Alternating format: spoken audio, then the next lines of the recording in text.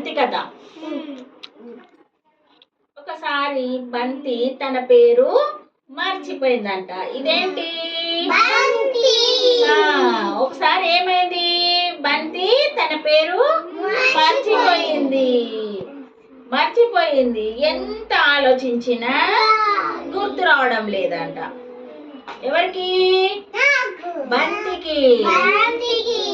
అయితే తలుపు దగ్గరికి వెళ్ళిందంట.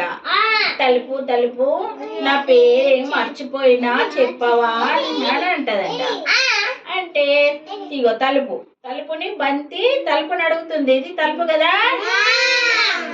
తలుపుని అడిగితే నా పనితో నాకే తీరిక లేదు, ఇంకెవరినైనా అడుగు అని చెప్పిందంట. తర్వాత బంతి నీళ్ళ దగ్గరికి వచ్చిందంట. నీళ్ళ దగ్గరికి వచ్చి నీళ్ళు నా పేరు మర్చిపోయినా చెప్పవా అంటే, నీ పేరు నీకే తెలియకపోతే నాకేం తెలుస్తుంది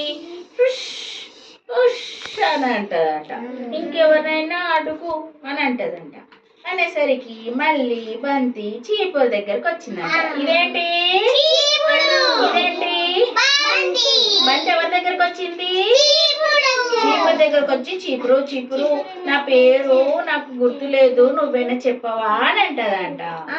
అనేసరికి నా పనిలో నాకే తీరిక లేదు, నువ్వు ఇంకెవరినైనా అడుగు అని చెప్తాదంట. చెప్పేసరికి ఇప్పుడు మెల్లిగా బంతి బ్యాట్ దగ్గరికి వచ్చిందంట. బ్యాట్ దగ్గరకు వచ్చి బ్యాటు నేను నా పేరు మర్చిపోయినా నా పేరు చెప్పవా అని అంటుందంట. ఇదేంటి? బంతి ఎవరిని అడుగుతుంది?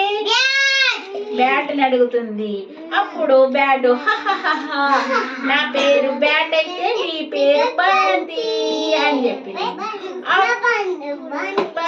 చెప్పిందంట. అప్పటి నుంచి ఈ రెండు ఫ్రెండ్స్ అయినాయంట. క్లాస్ కొట్టండి. మనం ఇప్పుడు ఏం కథ చెప్పుకున్నా? బంతి కథ.